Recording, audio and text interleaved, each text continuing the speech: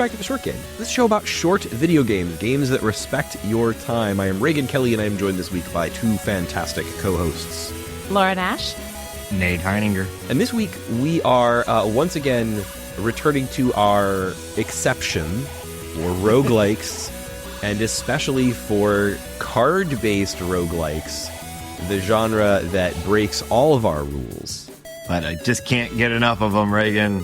I would say all of the rules. No. You can play in short sessions. You can end the run, and technically every time I did stop and repeat a run, I immediately died because I forgot what all my cards were. But I could hypothetically have rejoined a session in progress with no problems. That's a me problem, not a game problem. So, I have that problem too, like with all games like this, yeah. I'll still give it to you, though, because when I die because I stopped a game mid-run, I blame myself and not the game. Yeah, the roguelike exception, actually, for this game falls into sort of the Hades category to me, even where, yes, it qualifies as a roguelike, but it's actually trying to do something interesting with the story, which requires you to actually complete dozens and dozens of runs, breaking our short game rule even more. Yeah. But each individual But also run, making it more interesting. Yes, exactly. Yeah. So, well, we haven't said the name of the game yet. Maybe we should do that now that we're almost 2 minutes in. We're talking today about Cobalt Core, a game that came out in January and that we've been experimenting with it little bit by little bit. But I think, Nate, you were the one who spent the most time with it. So could you describe, I mean, for the weary card-based roguelike enjoyer who's been feasting so hard these many years, what might bring there's full to bursting with card-based roguelikes. What would make them roll themselves over to Steam to check out Cobalt Core? Do not like this metaphor. Before Nate responds, I just want to be on record that I do not endorse this gluttonous metaphor. Go, Nate. I don't know. It seems rather fitting for me, at least, as I bounce But Nate, back you're and so forth. svelte. I started a whole new save file of Slay the Spire as I try to switch from my Nintendo Switch to Steam to play it on my Steam Deck. So I have been going back and forth between Slay the Spire and this in quite a gluttonous way. But yeah, so this is a game that was talked very, very highly about in our Discord. Shout out to the Discord. And a lot of people recommended it to me specifically for a number of reasons. And so I've been playing this for a couple months now. I've been talking about this year. I've spent more time on planes than I have in like my entire life. And this has been a fantastic sort of kill time travel game for me. And yeah, it's a deck building roguelike. I think probably most people that are listening to the game or listening to the show don't need a definition of that genre. But what makes this one, I think, unique and worth your time is a couple of things. So first of all, the game, unlike a lot of deck building roguelikes, this game actually tries really, really hard to justify the existence of the roguelike nature of it. That's where I compare it to Hades. You know, in Hades, you actually understand why you're restarting these runs over and over and over. It's telling a bigger story. And that's what's happening in this game, although a very, very different story than Hades, obviously. But it's a time loop story. I mean, it is a time loop. This is something that I love a time loop. I love a time loop in games. So I was excited that this had that sort of overarching story. I have my issues with the drip pace of it, but we'll talk about that. It is very much a drip pace, absolutely. But yeah, so it's a time loop story. So it is very, very clear as to why you're doing these runs over and over, and it releases a bigger, more complex story to you as you play. And I think while it does it in a very slow way, like Reagan is saying, ultimately, I have been enjoying. I'm not done with it, but I'm pretty far in, I believe. I've enjoyed the story aspect of it. It's not what keeps me going in playing it. My severe addiction to these game types is more what keeps me going. But I have been enjoying it. In most of these games, really don't give a shit about story and character or anything like that. And so this game, story and character is really the main thing about this game. After that, the actual gameplay, there is an interesting mechanic. I don't know if we want to get too much into mechanics just yet, but there's this is sort of a standard roguelike type thing where you're controlling a character on screen. In this case, it's a spaceship, and you're using your set of cards to determine what actions the spaceship takes. So you'll have cards that increase its shield, you'll have cards that attack and give you different various modifiers, and a lot of really cool stuff. But the real, I think, difference about this game, the sort of innovation, if you will, is that besides just controlling the character on the screen and the actions they take, you're also controlling their movement, their placement on the screen. So the game is kind of in a vertical grid. You have your spaceship. It might be, I think the base ship that you start with, I think is 4 or 5 tiles wide, and your gun is, right in the middle. And on the other side of the screen, there'll be a ship that can be as thin as like 3 or as wide as like 10 or 15. Some of the ships that you end up fighting get really, really massive. And they will also have their guns are pointed at you. And it's a game where you see the enemy incoming actions, and you can see like this gun, this cannon is going to fire 3 damage down this lane. And right now it's pointed at at one of my ship parts. It kind of doesn't matter. And I think it might help to visualize this a little bit, talk about the style, because this is card-based games are often pretty abstract. There is this sort of feeling of like, well, I'm playing this card that means I'm attacking for 3, but what does that mean? Here, their way of like making that more concrete is that like almost everything you do with the cards has a specific action that your ship takes, and that might mean like shifting left to right or firing, like it's not just like fire for 3, it's like fire 3 times, that kind of thing. So it's pretty concrete. And the visual style is a top-down presentation that I have to say, I can definitely see why people specifically recommended this to you. The pixel art graphic style of the ships specifically looks a lot like other games we have played, maybe especially FTL. Maybe. To the point where, I mean, this obviously these are very different games. I can see why somebody would connect the two, but I think it's mostly like something about the visual style here, the presentation of the ship, the way that even things like the meters, like the little like meters look like FTL-ish meters to me. Like a lot of the visuals look that way, except also furries. I think that's great. I will say though that I love that the UI is it's mechanic driven. Like the ships are all made of little parts that are 1 to 2 bricks wide. Like the component pieces, as a designer, I can see how this is componentized. But if you're picturing Space Invaders, you're not that far off of you are moving around and trying to shoot things in specific spots. And that to me made this feel very fresh in a way that I wasn't just shooting and defending. I was evading and using drones and other things as we went on. There was more variety to it than some of these games that are a little more simple. Yeah, and the movement aspect to it, the fact that you can go left and right and the enemy can go left and right, I think is the key gameplay differentiator here for this to other games like this. Being like, if I was giving advice to someone on how to play this game, I would say prioritize your ability to move your ship, because everything sort of centers around that. It's not just the feature or the new element of this game. It's also really arguably the most important part of this game, being able to go left and right to set yourself up to avoid damage, mitigate damage, hit them in weak spots, whatever it may be. It's pretty critical. And so it does give this feeling that is really like, moving pieces on a chessboard sort of thing, where you're really trying to line up everything exactly right. Yeah, and that physical my 5e character was a monk, so I'm very into this. The idea that you are moving yourself, the ship will move first, your opponent will move after its turn, and you can duck in, shoot, duck out, but only if you have enough movement points. They call it evade points. And also the idea of, are you going to spend all of your movement points now or save them for the next turn? There's a lot of strategy. I think this also feels a little wingspanny, and that you can make engines that feed off each other, but you always need a little bit of everything at the bottom, because if you build your engines too strong, you're just evading and you're never going to end the game because you can't shoot. Yeah.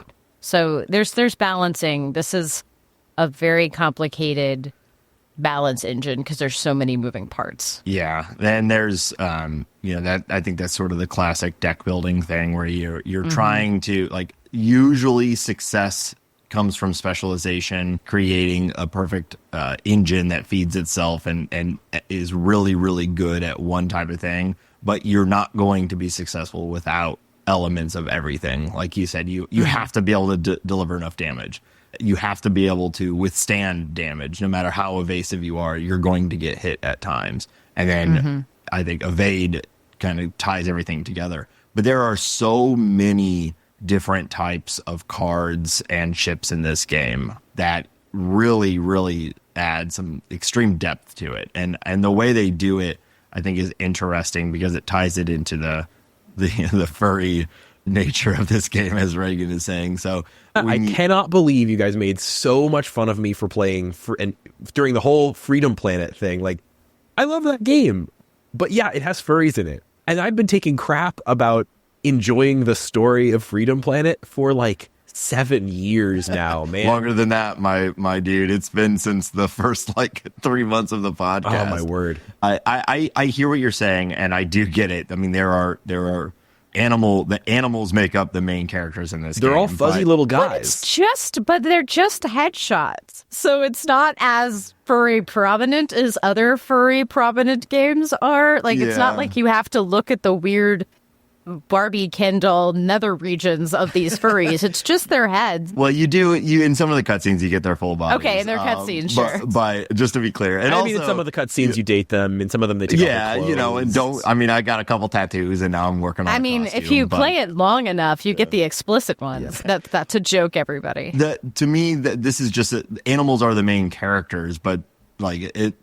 So many games are. I wouldn't call every game that has. I'm not giving it shit. I love these little guys. They're great. Yeah. They actually have like characterization to them a little bit. Like, more so than I was expecting. You know, you look at the Steam page for this, and all the screenshots are very here's a spaceship, right? And like it reads to me like this is going to be a game about, you know, I mean, it is. It's a game about moving a spaceship around and firing the guns and powering up the different systems, and a little less of that. I mean, but you know what I mean, like. All the different stuff you expect to do with a spaceship, managing the shields. But then, you know, look at the like key art, and it's all about these little guys, and they're on screen. You know, over at the left hand side of your UI as you're playing, you've got your crew, and they're all just hanging out in their little space suits, and occasionally they'll chime in with little comments, and that's really charming. Like I think that brought something to it. I think I probably would have been way less engaged with this if it didn't have a little bit of story and a little bit of character to it. Yeah, I agree totally. And one thing I'd say about the difference, not that I need to,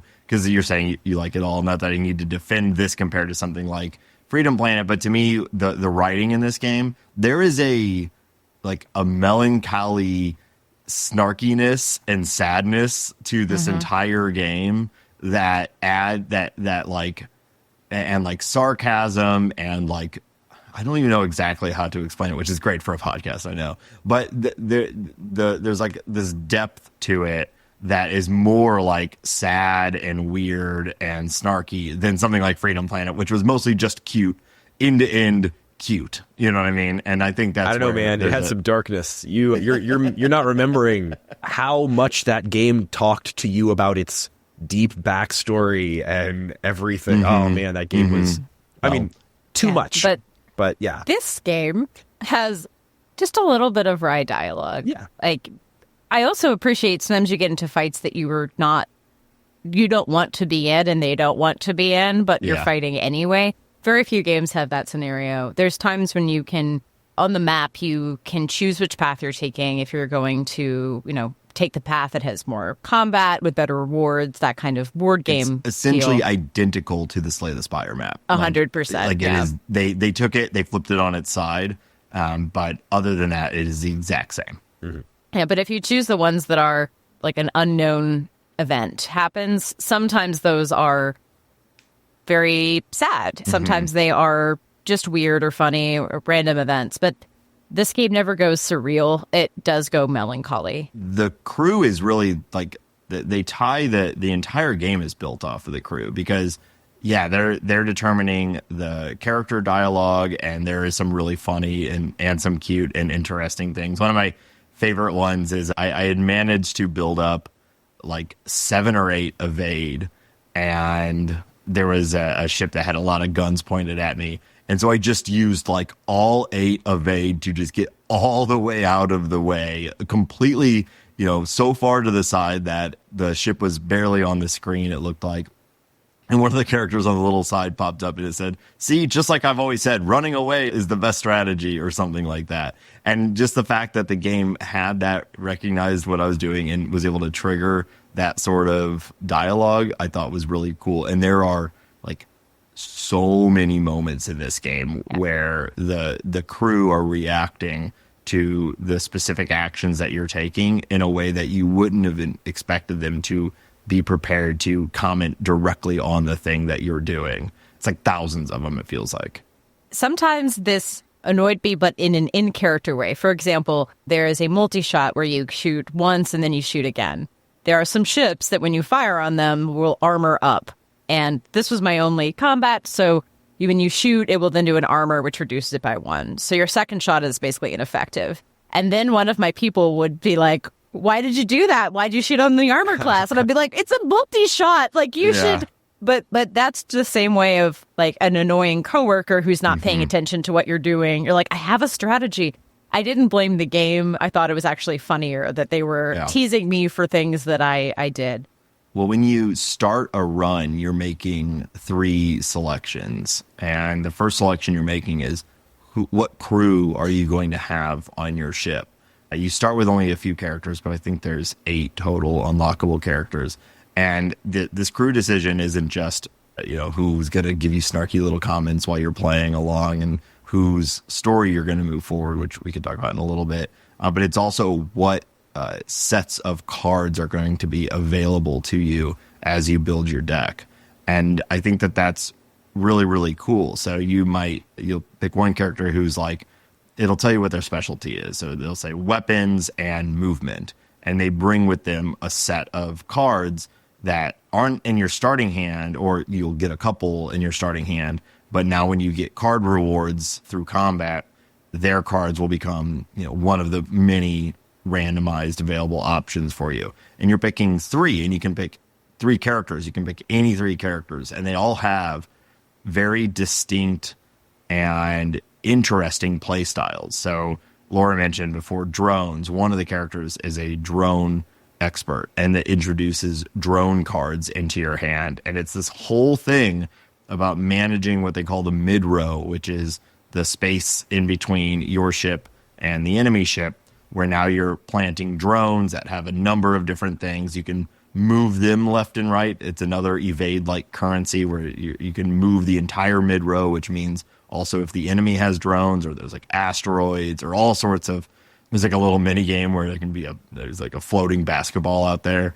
You can control that entire mid-row, and it's a fundamentally different feeling game, but that's just still one of your 3 characters. You might also take the shields expert, so now you're getting a ton of shield cards. Or you might take, there's a character named Books who introduces a shards system, so now you're collecting shards that power up more powerful cards. So it's sort of this, like, you're spending cards to get cards, to use more cards, to, and it's the engine building system, like all good deck builders, but you have 3 different, like, micro decks within your broader deck, and you're trying to find that perfect balance. And I don't know, I found it sounds really, really complicated, but I think because of the UI, like Laura was saying, where everything, like absolutely everything, each component on your ship, each component on the enemy ship, each artifact, which is a thing you gain, it's basically relics from Slay the Spire. It's all clickable and all detailed and all very defined. I do agree, if you're like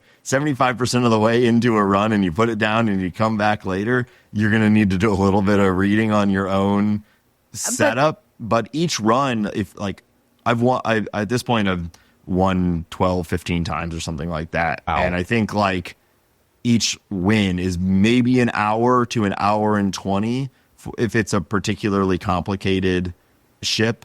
But for the most part, these are relatively short runs. So most of my experience has been I sit down, I do a run to completion, and then we'll put the game down or something like that, which is where, again, this is the existence of the roguelike exception, is that like it's a very satisfying 1 hour, hour and a half play session that I was able to pick up, have a great time with, put it down, and then feel like I had it was worth my time. And then it's my choice if I want to do another run and continue the story or not. Yeah. This game is so legible. It is easy to read. That is not a thing when I talk about UI, it is because it's good, because I am weary of bad UI and I tend not to talk about in the podcast. With this one, you can get things called artifacts, which are permanent upgrades to your ship, or they're associated with a character. They are placed as little icons next to those characters. So you can actually see at a glance, oh, I'm super powering up all my shields because I've got 4 artifacts on Dizzy. I have maybe overpowered that component, or that's the way I'm going. You can see how many cards are associated with a character each time you deal your deck, because they're color-coded. Without even looking at the cards, you can kind of see, oh, I've just gotten dealt an attack round. You can see how many things you have in the discard pile, events. The little characters are there not only to remind you who you have in your deck, but also to reinforce that color coding. The tiny quality of life thing I appreciate is that when you have a cannon that the opponent is shooting and there's a damage indicator, they transparently color the whole row so you can see exactly where it's going to hit. You don't have to guess when things are going to hit you if they're more than a pixel or 2 away. Just little things. If you have evade, big ass arrows come up telling you can move. Now, did I a million times accidentally hit the right or left arrow key and move and there's no undo? Did I play the wrong card? Yes. I made mistakes, but never because of the interface. Well, and sometimes it does get a little bit like information overload. There's a ton of statuses that you or the enemy ship may have. Some of them positive, like my attacks now deal 1 extra damage, or I fire every time I move, or whatever.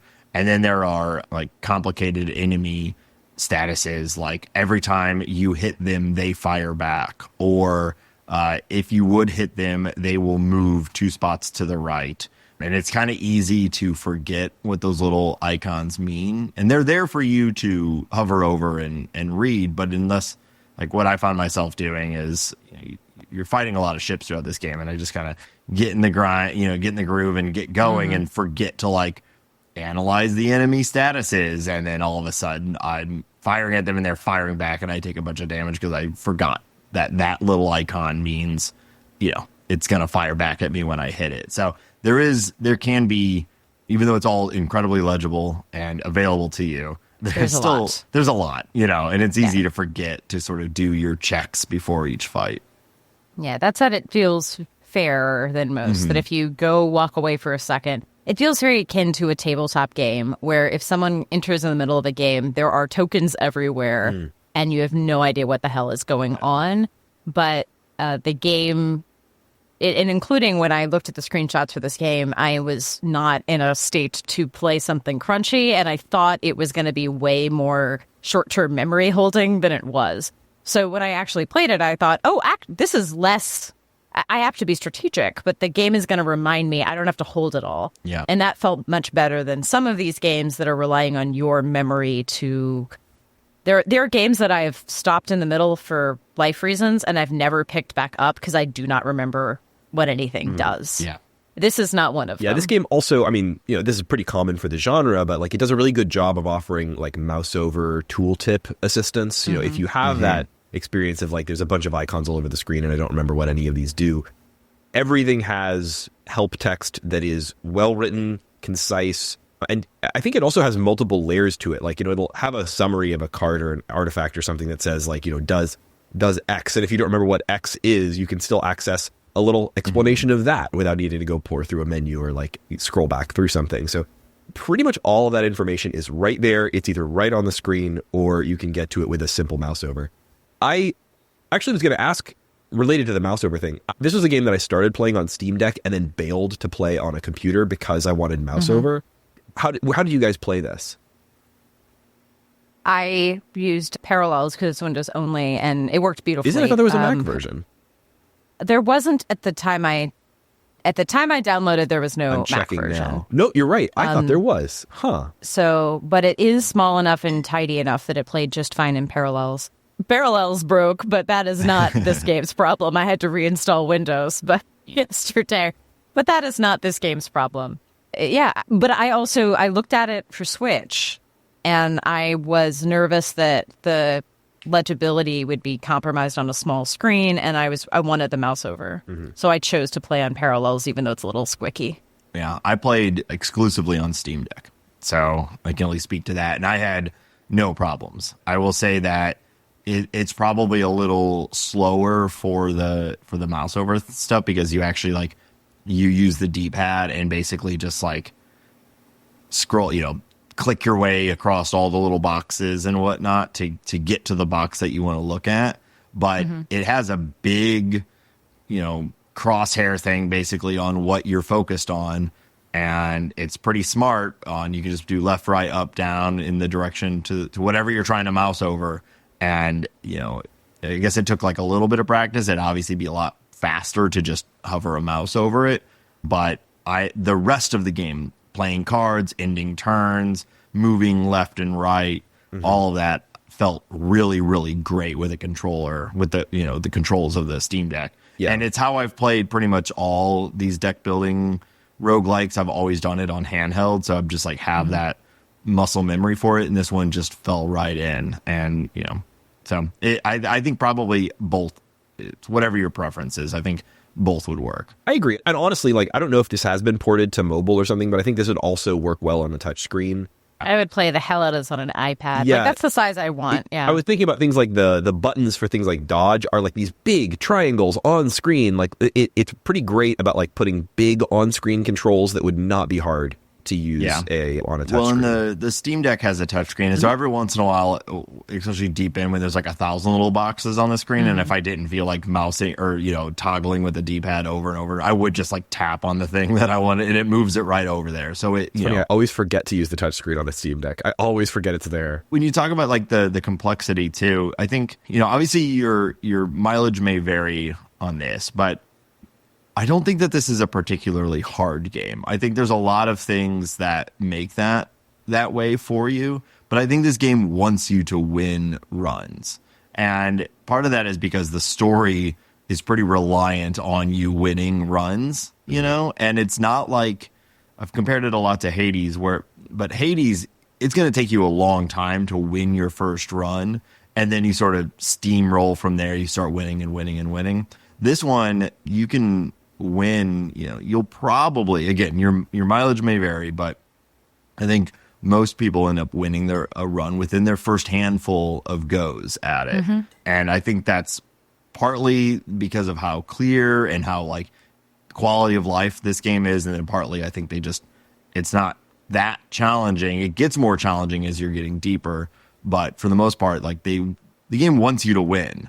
And I think that's nice. It's fun to win runs. You can definitely die. I've blown up a ton, but more often than not, you get a win, which is nice.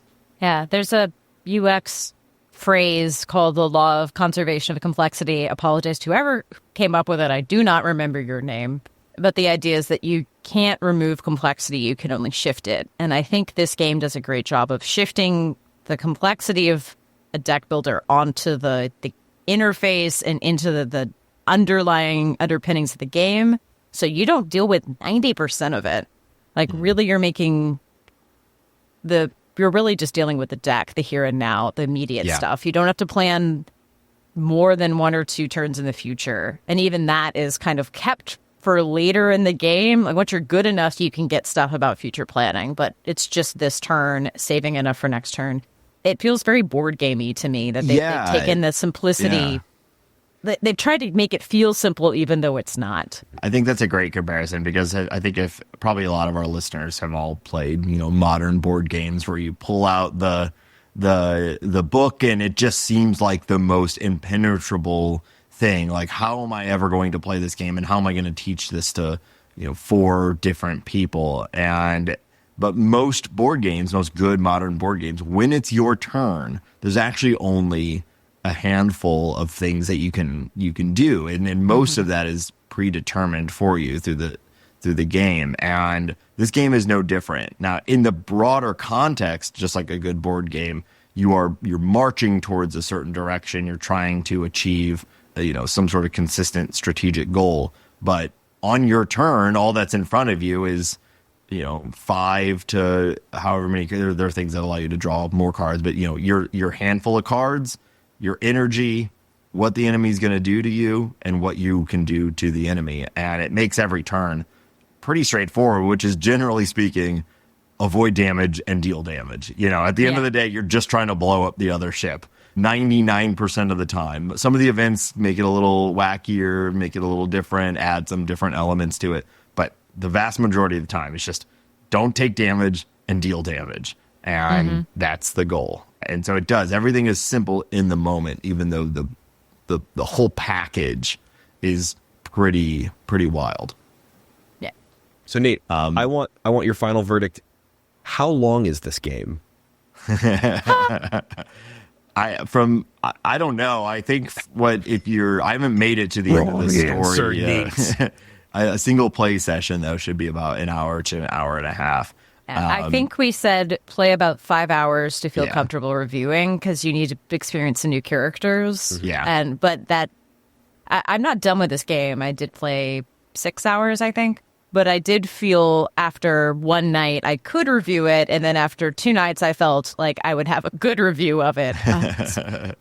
It's not that much time to get your sea legs in this one. The way I look at this game is that I don't think that this is necessarily like the best game in this genre, but I think it's a really interesting entry into it. And if you're a fan of roguelikes or roguelike deck builders, then I think that this is a fantastic game for you to get into. I don't know that I would say like, oh, you've never played a deck building roguelike, go play Cobalt Core, because I think it kind of does assume that you're in the scene a little bit. You've played the games that have led up to it, but I think it's a really cool addition. I think it's a really interesting question, because like if somebody had not played roguelike deck builders, like I actually think this does have a lot going for it in terms of, if it were your first one, you would probably have a pretty good experience. Like I think it does a lot of hand-holding in a good way. I'm not positive that I would say like, hey, if you're only going to play one of these, should it be this or Slay the Spire, or maybe even something like Monster Train?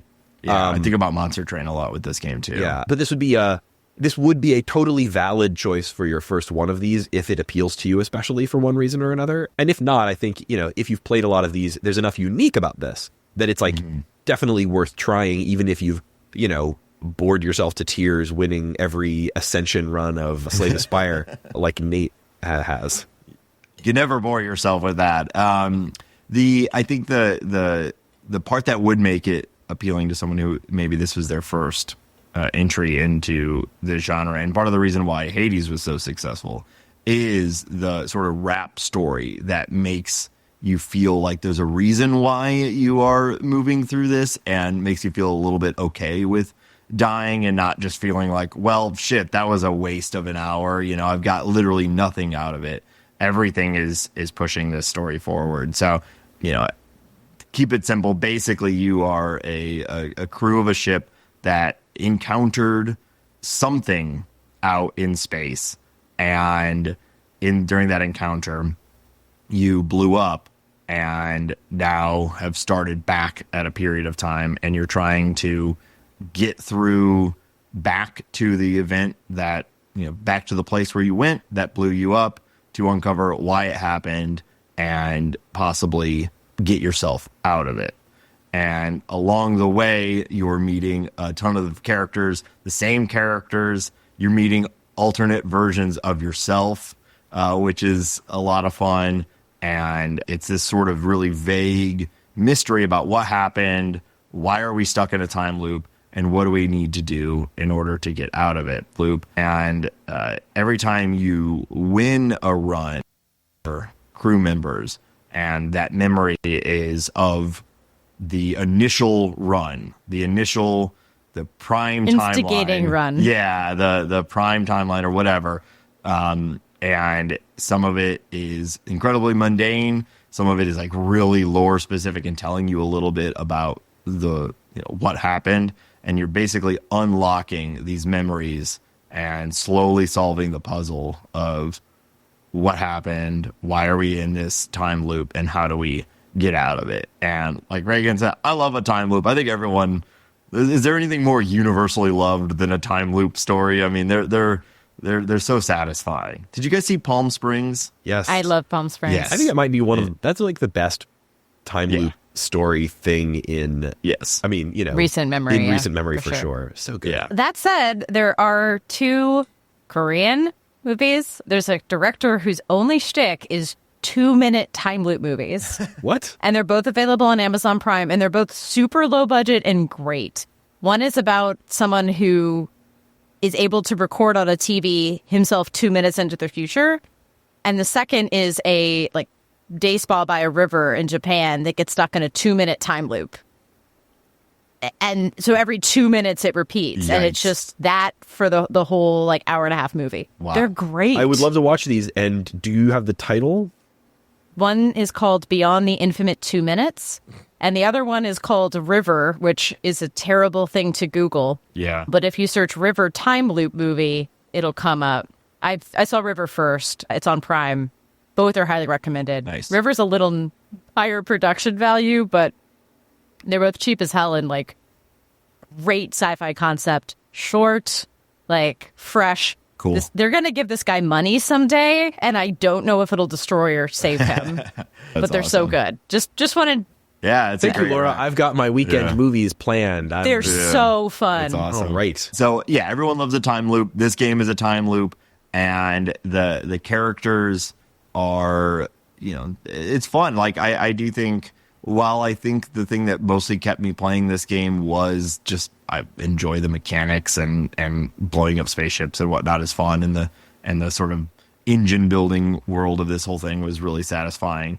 I do enjoy I'm genuinely intrigued to solve this thing, but this is where it gets absolutely out of short game territory, which is, I think, I've won, like I said, 12, 15 runs. Each of those is an hour or more. So I'm somewhere in the 20 hours on this game, and I'm not, I think there's a couple indicators of progress, memories unlocked. And I think I'm 70% of the way. The game is getting different. It's getting a little weirder. There's, new and more complicated enemies and whatnot. I think I'm approaching the end, but I've seen online that, this can be a 40, 50 hour game for people. Again, it's just going to depend on how much you can win runs. And my last thing is, luckily, the music doesn't suck. The music's good. Yes. And there's they said 90 plus minutes of it, so I didn't feel too repetitive to me.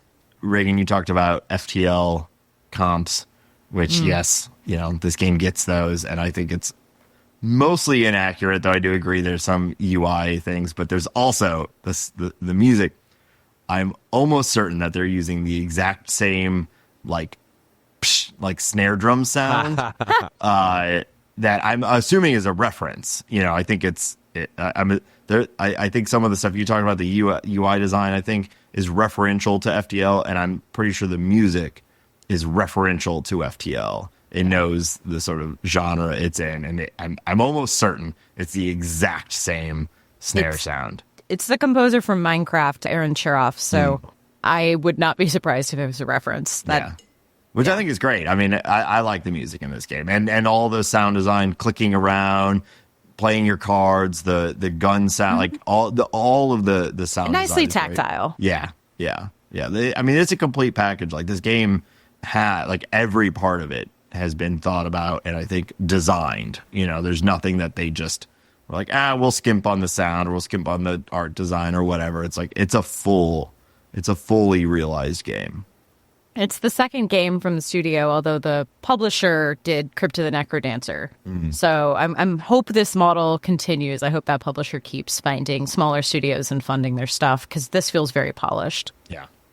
It also seems really play tested. I'm not sure. Oh, Do you guys know, was this one of those lengthy early access time type of things that's so common for this genre, or? Yeah, I don't know. I am so far removed from the early access scene. I never I pretty Yeah, I much don't know never either. participate in it, so I don't know. It wouldn't surprise me though. This is a game, like you said, that it certainly feels that way. If it wasn't open source play tested, then it's pretty impressive. But I know they're pretty active on updating and patching the game too, so it could be something that they've been fixing it as it goes along. Yeah. We're recording this after the 1.1 release of a couple new bosses, and one of the enemies was upgraded to a boss because apparently a much higher percentage of people died on it. So they are actively I love that. I recalibrating. love that they're tracking like how many people, what their enemies are doing, who's dying to what. Like 80% of the first deaths were on this person, so they made him a boss. They made it right. an elite. Yeah. That's which pretty I awesome. and that's the kind of thing I love in a developer note. Like if it shows that they're paying attention to how people play and making the game better. And this isn't a live service game or anything like that. No. This is just solely single player, but they're watching the experience. And because this game has so many it's a balancing act of so many systems. I think, they're keeping an eye on it and trying to get the final product. So yeah, I've overall been really impressed with this game. I definitely would recommend it. I think people were singing its praises over and over in Discord as well. So thanks again to the Discord for recommending it. But I think I'm gonna probably be playing this game for quite a while. I almost feel like this fits into this is what a cozy game means to me, if that makes sense. Yeah. Everything is the characters are all so. Even though there's this sadness and darkness underlying the whole thing, they're fun and funny, and the combat system is, even though it gets complicated, it's so clear and easy to understand. Your goal every time is so clear and easy to understand. I have found this game to be something that I'm it's the end of the day. I want to play relax. this tired. Yeah, I want to relax. I'm going to play a couple runs of Cobalt Core. Yeah. Yeah. There are games that require a fresh brain. You know what games those are. And those games are good, and some of them are masterpieces. This game does not require... I thought it would require more of me than it did. And I think that there is definitely a place, even with the roguelike exception, there's a place for a game you can play a 1.5 hour run and kind of feel a little restored rather than depleted. Yeah. I think part of that, too, is that it's short for a number of reasons, but mostly it's that the map you're traversing is just pretty short. There's 3 zones and I think 10-ish nodes. Yeah. What is the word? Yeah. Stops on the map. They're nodes. Map. Yeah. And probably half of those are not necessarily combat encounters. They're your sort of standard deck building stops. This one gets you a new artifact. This one is a shop where you can either remove a card, upgrade a card, or heal. This is a random encounter. I'm healing too much on those. You never want to you never want to be depleted. You never want to be healing. That's I think a standard. You never want to be healing, but occasionally I've come into port and I am at half staff, and I know I need to do it. And sometimes. I know I'm healing too much at those. That's the mistake I know I'm making. Anytime you're healing, you're making the less effective, optimal. Yeah, the less.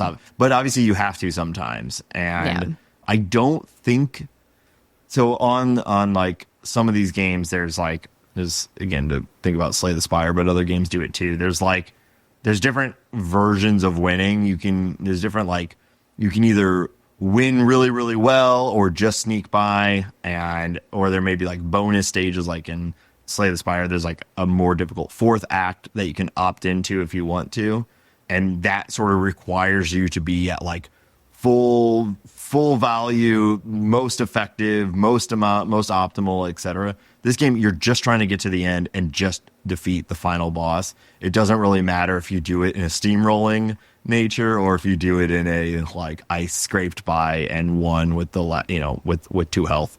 So you don't always have to be full optimal all the time to win every single run. But generally speaking, if you're healing, you're wasting an opportunity to improve your deck, and that will start to add up. But this is Nate's deck building corner, and I don't think we want to get too far into little bit of it is fair. Well, Nate, thank you for suggesting this game to us, and thanks to the Discord for suggesting it to Nate. And I'm glad that we played it. I'm probably going to keep going back to it when I need a fix for this sort of thing for a while, because I have not gotten really anywhere near the end of the story. So there's a lot more for me to potentially explore over time. And I'm looking forward to that, keeping this installed on my Steam Deck and on other, on my computer and so on for probably a while. We'll see how that goes. And this being a daytime recording, we all have to get back to our real jobs. Happy lunch break, everybody. Don't tell my boss about my time theft. Don't put it in the newspaper. It's a lunch break. That We I'm have an committing hour. Time theft. Thank you for joining me on this episode of The Short Game. You can find our show on the internet at shortgame.fm, which is the website with all the buttons and links. You can go there and jump from there over to all the different podcast platforms the show is on. Many of them permit reviews. We love those. Why don't give that a try? And of course, also link from there to all of our socials and to our Patreon. And we've mentioned it a couple of times on this episode. Thank you to our patrons for recommending this game to us. Most, if not, these days, practically all of the games that we play on this show are ones that are suggested by our patrons, largely via the Discord. Great place to hang out, talk about games. Anytime there's a big new announcement or something, we have some folks talking about what out of that seems like it's short game territory. We're always interested in keeping up to date, and you can help us do that. But you could also keep up to date along with us and talk about the games that we're playing. We've still got a night going about folks exploring that, and we're talking about, I believe our next episode will be another one of our retro episodes. We are going to be playing and discussing Doom. That's right, the original Doom. I'm really, really looking forward to that, and I'm looking forward to talking about Doom. That's a game that everybody's got something to say about. Looking forward to that. So if you want to chat with us about that, shortgame.fm or patreon.com/theshortgame. Every one of our patrons gets access to our Discord, as well as a few other perks like like slightly early access to episodes and occasional patron-specific content. So please join us for that. And thanks again for joining us. I'm Reagan Kelly. Laura Nash. Nate Heininger. And we'll catch you next week on another episode of The Short Game. Bye. Woo.